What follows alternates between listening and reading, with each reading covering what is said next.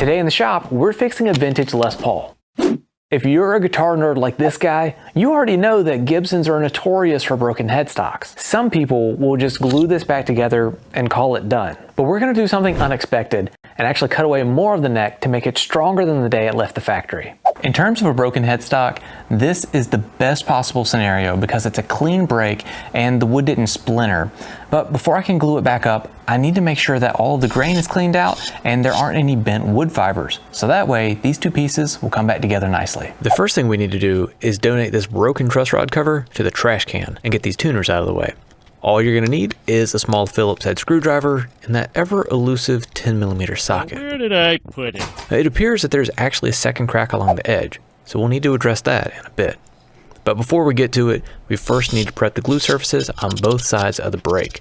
The idea here is to leave as much of the original wood in place as possible and straighten out any fibers that are bent. For me, a brass brush and a dental pick are my tools of choice, simply because they're stiff enough to get the job done without causing additional damage. Thankfully, this secondary crack is pretty stable, so it's not going to require too much attention to fix. I'll use some thin CA glue to bring these pieces back together, and even though it'll easily wick between the wood fibers, I open up the split just a touch to help direct the glue by wedging a dental pick into the crack, and then I wipe away any excess before I hit it with accelerator.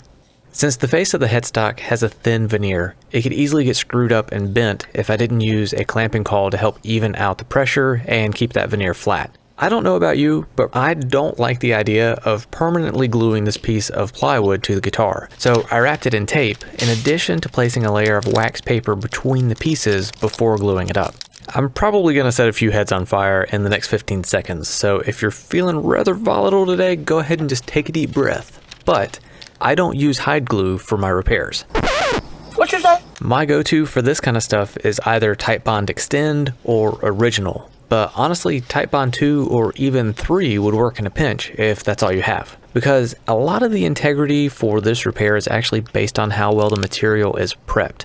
And if we have solid wood-to-wood contact in the joint and not a ton of voids, assuming you're not using a glue stick, odds are you're gonna be just fine. While the headstock's in clamps and the glue is curing, I needed to find a way to cut some slots in the back of the neck and headstock, so that way I could add some reinforcing splines. And what I came up with is just a simple little box jig. For the moment, I have a little clamp here at the back, and this will push down on the back of the neck and help to keep it centered in the fixture.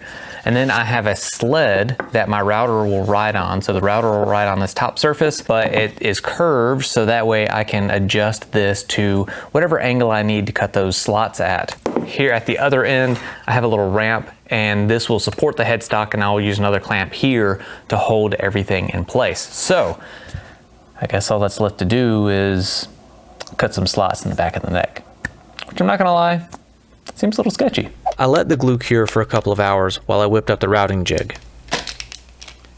And I have no idea why the caul stuck to the wax paper that much, but I was definitely glad I put it down to protect the finish.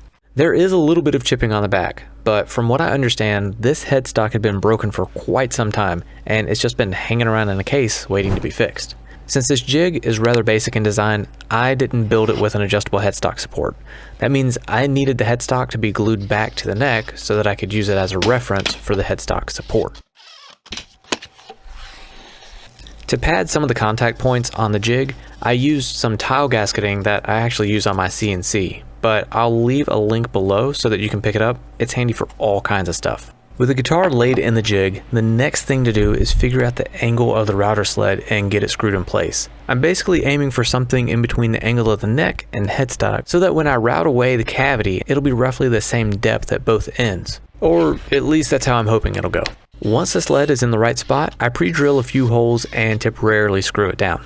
With those reference holes made, I'm ready to position the guitar and the jig, and just like before, I lay down a piece of wax paper to protect the finish from reacting with the foam or rubber pads on the clamps. With the router sled screwed in place, I can set up the jig to cut the first slot with a couple of really high-tech shims that are held down with some double-sided tape.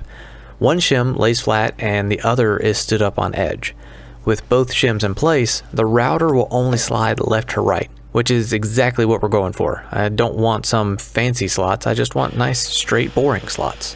I take 3 to 4 shallow passes with the router to cut each slot. Partly because I want to make as clean of a cut as possible. But let's be honest, this is also kind of nerve-wracking, and it felt better to slowly eat away at the neck rather than just hack at it all at once. But I'm also using a downcut helical bit, which I have linked below. If you've not heard of helical bits before, think about it like slicing instead of chopping. A helical bit slices the wood, whereas a straight bit just chops at the wood. Both will get the job done, but a helical bit gives you a better cut, and that's a good thing. I had originally planned on using carbon fiber rods to reinforce this repair, but that decision was made over a phone conversation with my client, and before I realized this particular Les Paul wasn't an easy color to match, like, you know, black, or white, or maybe even red. Nope, I wasn't that lucky. As you can see, this one is TV yellow and has a lot of worn and faded areas on it. Anyways, because of that, I whipped up a couple of shims out of some quarter sawn mahogany so they'll blend in a bit easier under the finish. In all honesty, these are plenty strong to reinforce the area anyways, but with the added benefit of being a lot easier to contour with the rest of the neck. So, once the shims are glued in place, I let it cure overnight before moving on. With the glue cured, I can put these baby Bessie clamps back in their crib and break out my carving chisels to start whittling away at the excess material. Mahogany is one of those woods that's really easy to work with, but its grain can be deceptive. So I make sure to cut downhill and take light passes because the last thing I want is to split out a chunk of these splines and have to recut those slots. Once I'm done carving, I tape off above and below the splines to help protect the rest of the guitar as I do the final shaping and blend these splines into the rest of the neck. By starting off with sanding blocks instead of just holding the sandpaper in my hand, I'm able to flatten and contour the splines better. If I started off just sanding by hand, I'd end up with some lumps and bumps that would really show up underneath the finish and look bad. For the front of the headstock, I mainly need to remove some excess glue squeeze out for now before I blow everything off and get ready for the next step, which is to fill in those cracks on the back. So to do this, I mix up a little bit of Total Boat high performance epoxy and I mix in a little bit of mahogany sawdust to get it close to the color of the neck wood. Even though I could have scraped back the epoxy after just a few hours, I went ahead and let it set overnight just to make sure it was fully cured, because if I start too soon, I could actually just pull that epoxy out of the crack. With all the shaping and final sanding knocked out, I can begin taping off the headstock in preparation for finishing, which is honestly the part of this repair I'm most nervous about because I've never tried to match a semi-transparent finish like this before. But my client said he'd rather have a playable guitar with a less than perfect finish than one with, you know, a broken headstock, which I can appreciate. A TV yellow finish starts with a wash coat of white lacquer, heavy enough to add some color, but not so heavy that it fills the grain. After this cures, you can apply a pore filler, but since the grain was already filled from the original finish, I skipped this step. There's a new abrasive I've started using for sanding finishes called Super Acrylics, and it's by Eagle Abrasives. That would have been a lot better for this than standard sterrated paper, but it hadn't arrived yet, so sterrated is what I used here. Which it did alright for this phase of the project, but isn't what I'd use for the final sanding and prep ahead of buffing. So with the whitewash sanded back, I apply a couple light coats of color tone TV yellow and I peel back a layer of tape every few coats to help blend in the lacquer with the surrounding finish. After this, I reference my sample board to make sure things are headed in the right direction.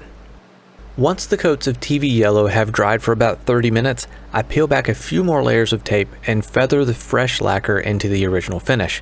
So the Super Acrylic sandpaper had arrived at this point, and I'm using 600 grit to lightly blend things together. What I love is that the still relatively fresh lacquer isn't gumming up the paper at all and screwing up the finish. So at this point, the undertones are pretty close to the rest of the headstock, but it's still just a bit too bright. So I grab a can of color tone vintage amber and apply a light coat. I let the lacquer cure overnight and then gently sanded the coats to blend them together in an effort to feather the colors. Now some folks will go a different route and they'll use an airbrush or even really fine artist brush to paint the grain back on, but this method of sanding things out, it worked alright for me. With the back of the headstock done for the moment, I shift my focus to the front and work on cleaning the dried glue out of the crack with a dental pick and scalpel so I can fill it in with some black lacquer. Next up, I'm going to do a drop fill, which is basically a fancy way of saying I'm going to do my best to blob some lacquer in a crack or dent to fill it in. I set up the guitar with a headstock level so that the lacquer blobs will stay in the crack and not run all over the place. All I did to make this black lacquer is add a few drops of black mix-all pigment to some clear color tone lacquer in a small glass jar, and I'm using a toothpick to apply it. Now, if I recall, I had to do about 3 applications before the crack was fully filled in, and then I let the lacquer cure overnight before leveling it out. So you may have seen this technique in a previous video, but the first step in leveling out the lacquer is to scrape it back with a razor blade, and I throw those tiny pieces of tape on either side to act like a pseudo depth stop. This keeps the razor blade from gouging in at the edges and from cutting below the surrounding surface, so that way I can essentially just plane away the high spots. Once everything is scraped to a consistent level, I grab this tiny sanding block and I carefully sand the remaining lacquer flush with the original finish before moving on to blend everything together by hand with some 400 grit sandpaper. Now it's back to the finishing room for a couple of coats of clear gloss lacquer on the front and back of the headstock. And while I work through this, I want to share a quick tip. If you're new to using lacquer in an HVLP gun or in aerosols, one simple thing you can do to make your finishes turn out better is just to warm up the lacquer before you spray it. Now, this can be done a few different ways, but the easiest is to just set the can in a bowl of warm water for about 10 minutes. This lets the lacquer atomize easier, flow out a little bit better, and overall reduces orange peel. Hopefully that'll help at least a few of y'all. And if you have any finishing or refinishing tips that you'd love to share, leave them in the comments section. I'd love to hear them. After the last 2 coats of lacquer were sprayed, I let the finish cure for 2 weeks before sanding it back in preparation for buffing. Typically, this process would involve wet sanding, but with the sandpaper I'm using, that's a thing of the past, which is great because wet sanding is not only messy, but it can lead to a serious skin condition I refer to as raisin fingers. But in all seriousness, if water soaks into the wood and gets under the finish, that can cause the finish to crack, and well, at a minimum, that'd be frustrating. So if you're wondering, I do have a link for this sandpaper along with most of the other supplies and materials I used for this repair linked in the description, pinned comment, and shop button below. So I hope that helps. With things sanded up to 1500 grit, we are ready to put the shine on this guitar, and today I'll be using some foam pads and liquid polishing compounds rather than the pedestal buffer. In all honesty, I'm probably overthinking it, but my reasoning is this is a small repair as opposed to an entire guitar, and it just feels like the pedestal buffer would be overkill. So anyways, for this process, you really only need to use a little bit of polishing compound at a time, and unless you just really want to fling it all over the place, swoosh it around on the guitar a bit before firing up the drill. I wipe everything down between buffings to remove any residual polish, and I use a new pad for each compound. If I tried to use the same pad for every polishing compound, there would be leftover material from the coarser grits that would keep me from getting a high gloss finish. And I'm going to go out on a limb here, but assuming that you don't like to waste money, you can keep these pads in good shape by washing them thoroughly with warm soapy water, and then once they're dry, bag them up and label them so you know which pad should be used with which polish. The last compound is kinda optional. It's what's called a swirl remover, and it doesn't really make the finish shinier so much as just remove any residue that might be left behind on the surface, leaving a cloudy or streaky appearance.